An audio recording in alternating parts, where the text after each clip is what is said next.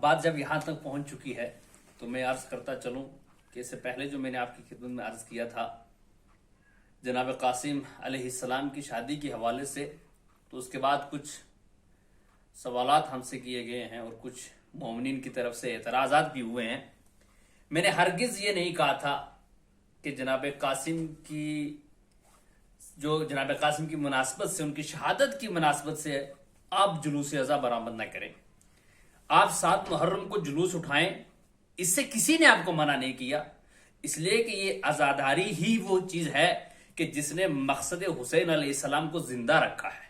हमें हर हाल में आज़ादारी जो है वो आज़ादारी इमाम हुसैन अलैहिस्सलाम बर्पा करनी है, मुनाकिद करनी है हर हाल में, क्योंकि इसी आज़ादारी ने, इन्हीं आंसुओं ने, इसी मातम ने, इसी नोहे ने मकसद हुसैन अलैहिस्सलाम को जिंदा रखा है।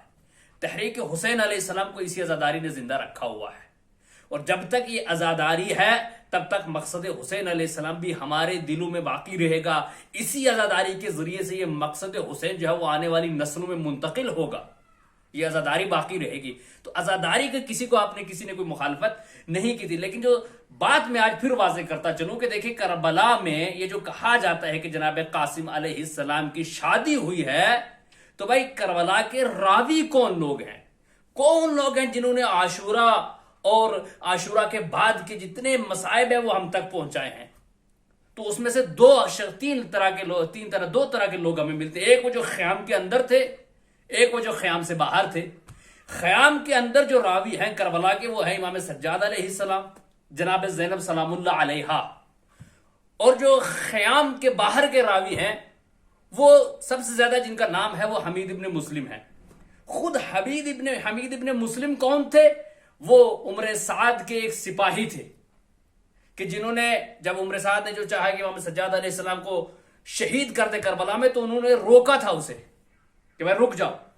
और फिर इन्होंने तवाबीन के उस जंग में शिरकत की, वहां पे इन्होंने जनाब मुख्तार का भी इन्होंने साथ दिया। लेकिन जब देखा कि मुख्तार जो है वो कातिलीन हुसैन से बदला नहीं लगे, तो वहां से फरार हो गए। तो मुस्लिम वो बातें लिखते रहे करबला में, उन्होंने बाद में जो लिखा है कि जो खेमे के बाहर होती रही। ये अभी कुछ अर्सा दिन पहले हम बैठे थे, हमारे एक दोस्त है मौलाना, उन्होंने अच्छी बात की तरफ इशारा किया कि वो खेमे के बाहर की बातें लिखते रहे। उन्होंने जब ये लिखा है कि मैंने देखा कि जब कोई जवान निकलता था खेमे से, तो मुझे लगता था कि अंदर से किसी बीबी ने पकड़ा है। ये नहीं लिखा कि किस बीबी ने पकड़े, क्योंकि उन्हें पता नहीं था खेमे के अंदर क्या हो रहा है। और अगर करबला में हम मान भी लें, अगर आपकी बात जिसको हम मानते नहीं हैं, हम नहीं मानते, किसी रावी ने नकल नहीं किया कि जनाब कासिम की शादी हुई है मैदान करबला में, अगर हम मान भी ले तो क्या खैमे के अंदर शादी हुई या बाहर शादी हुई है मैदान जंग में? और अगर अंदर पड़ा गया इमाम हुसैन ने शादी अंदर की, तो रावी अंदर का कोई हो, या जनाब ज़ैनब सलामुल्लाह अलैहा ने कहा हो, या इमाम सज्जाद अलैहिस्सलाम ने कहा हो, या खेमे के अंदर रहने वाली किसी बीबी ने कहा, मगर किसी से हमें कोई रिवायत नहीं मिलती है कि शादी हुई हो। तो पहली बात ना जनाब ज़ैनब सलामुल्लाह अलैहा ने, ना इमाम सज्जाद अलैहिस्सलाम ने इस बारे में किसी ने कोई रिवायत नहीं की।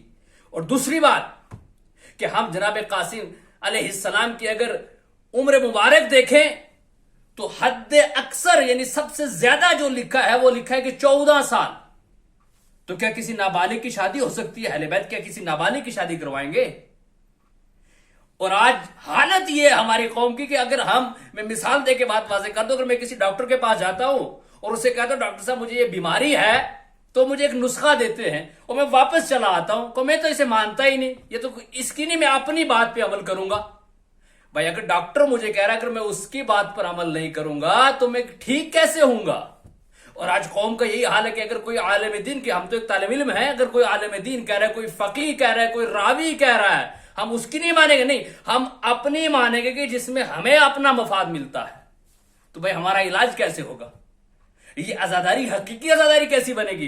किसी रावी ने नहीं लिखा, ये तो रोज़ातुल शुहदा से चला आया है, मोहसिन काशफी ने लिखा है, और ये पहले शख्स है जिन्होंने फारसी जबान में लिखा है, ये 10 कर्न पहले। तो ये एक बात। दूसरी बात, ये उम्र के हिसाब से देखिए तो हो ही नहीं सकता, कोई मान नहीं सकता इस चीज को। और तीसरी बात, जो एक जो है वो जिसे कहा जाए इज्तिमा जो हो रहा है कि देखिए इमाम हसन अलैहिस्सलाम के 2 बेटे मैदान करबला में, एक जिनका नाम हसन मुसन्ना के नाम से जिन्हें याद किया जाता था, इनके बारे में मिलता है कि मक्का और करबला के रास्ते के बीच में ان کی شادی ہوئی ہے امام حسین علیہ السلام کی ایک بیٹی جن کا نام فاطمہ تھا. ایک جگہ پہ امام حسین علیہ السلام بیٹھے تھے, یہ حسن مصنع علیہ السلام وہاں پہنچے ان کے پاس, تو انہوں نے کہا کہ مجھے میرے بھائی نے وصیت کی تھی, بہرحال یہ لمبی بات ہے, مختصر کر دوں, اور میں نے تمہارے لیے اپنی بیٹی فاطمہ کا انتخاب کیا ہے. کیوں؟ کیونکہ اس کا نام میری ماں کے نام سے ملتا ہے, تو لہٰذا اگر تم چاہو تو اسے اپنی زوجہ بنا سکتے ہو. تو حسن مصنع کی شادی وہ بھی میدان کربلا سے پہلے. عزیزان محترم, ایک تو ہم کہہ رہے ہیں کہ کسی راوی نے نہیں کیا, نہ ابھی مخنف نے اس کو, ابھی مخنف نے اس کو ذکر کیا ہے, نہ کسی اور نے کیا ہے. بھائی دو تین ہی تو مقتل ہیں. نہ لحوف نے, ابن طاؤس نے اس کا ذکر کہیں پہ کیا ہے. یہ دو چار جو بعد کی ایک دو کتابیں آگے انہوں نے اٹھا کر لکھ دیا, انہوں نے کچھ پتہ نہیں کہاں سے لکھا ہے اس چیز کو, اور جو ہے وہ ہمیں مل گیا. اب تو حالت یہ ہو گئی ہے ہماری قوم کی کہ ہم لکھتے ہیں کہ 7 محرم کو مہندی کا جلوس اٹھے گا اور 8 محرم کو ولیمہ ہوگا. بھائی 8 محرم کو کس کا ولیمہ آپ دے رہے ہیں؟ لہٰذا یہ کوشش کریں کہ عزاداری ویسی ہو جیسی امام حسین علیہ السلام نے چاہی ہے.